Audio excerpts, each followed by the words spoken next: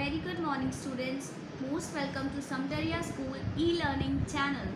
Dear children, the entire nation is living in the social distancing due to global problem and disaster like coronavirus COVID-19. There is a hope and complete confidence that all your family and you will be healthy. My best wishes to all of you. Follow as per the narrow of government and be healthy. In this time period, we are starting our course through e-learning. So, see, this is your science book for class 6. The book name is Super Science. It's written by 21st century writer team headed by Gauri Gupta and edited by Shiven Dayal. And the book is published by Myra Books. There are 6 units in the chapter. No, there are 6 units and 14 chapters in the book. Unit first, the world of living. Its first chapter name is Living and Non-Living Things. So let's begin the chapter, Living and Non-Living Things. Many things that we see around us every day are living or were once alive. But what does it mean to be living? All the animals and plants that you see around you are living. Other objects that you notice every day, such as cars, rocks, bricks, buckets, bottles, etc., are non-living. Things such as furniture, cricket bats, hockey sticks, and cocks are made up of wood. You can call them dead things, through the trees from which the wood was taken to make these things were once alive. Differences between living and non-living things. It is same as difference between you and a table. So let's see what's given. First, protoplasm is present, but in non-living thing, protoplasm is absent. Second, body of living things is made up of cells. In non-living things, cells are absent. Third, living organisms have definite shape and size, but in non-living things, they do not have definite shape and size. They have irregular shape. Fourth, growth occurs in living things, but in non-living things, growth does not occur. Fifth, locomotion is spontaneous, but in non-living things, movement are induced. Sixth, all living things respire, but in non-living things, they do not. Seventh, their life cycle involves a number of stages like birth, growth, reproduction, and death. But in non-living things, there is no life cycle. Let's see characteristics of living things. So, all living things show growth. It's first of all, living things grow. Growth is an increase in the size of an organism. As you can see in the picture, it's given growth of a man.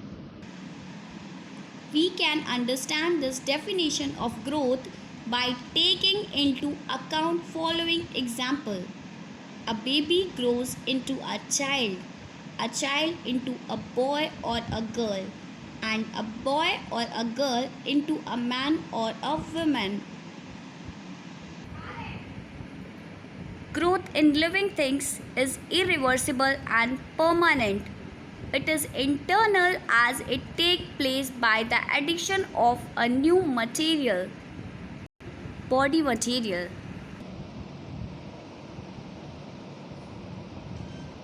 So the second characteristics of living things is living things need food. How do we feel when we do not get food on time? All living things need food. Food gives them energy to grow, to move, and for other life processes that go on inside their bodies. So the third characteristics of living things is living things have a definite lifespan. Each living organism is born, it grows and then dies. Different organisms have different lifespan.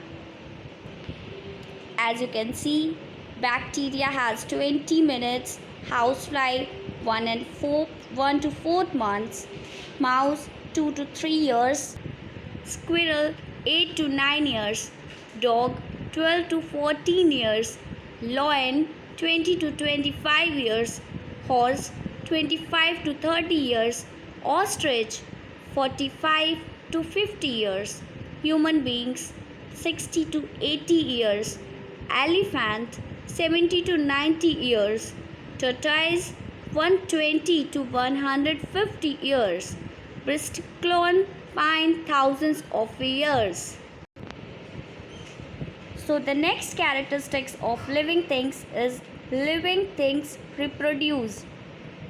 All living things have the ability to produce more of their own kind.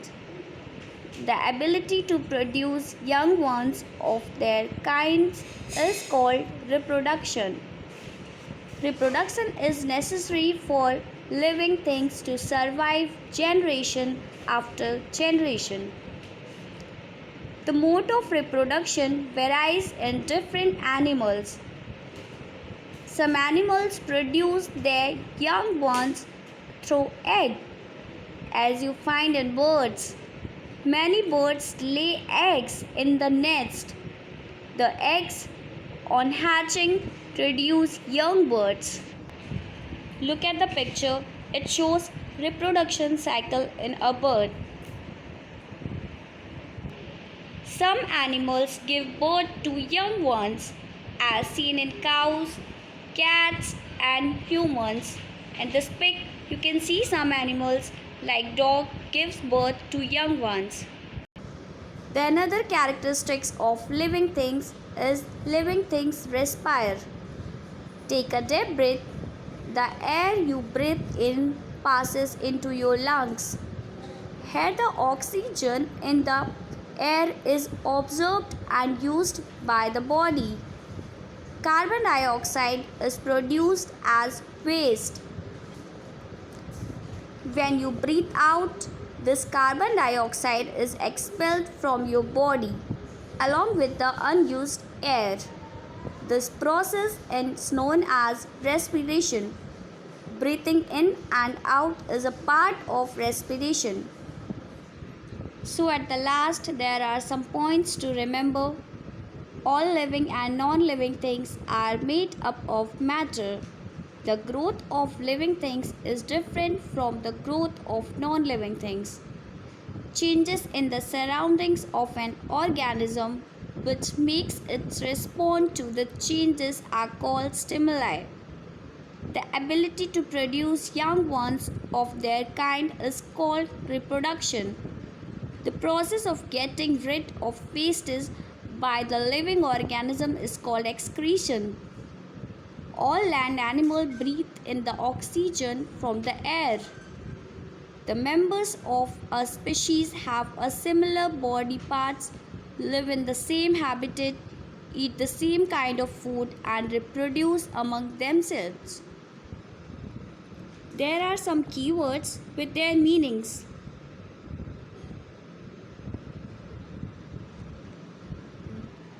So now the chapter is over and I have some questions for you for your homework.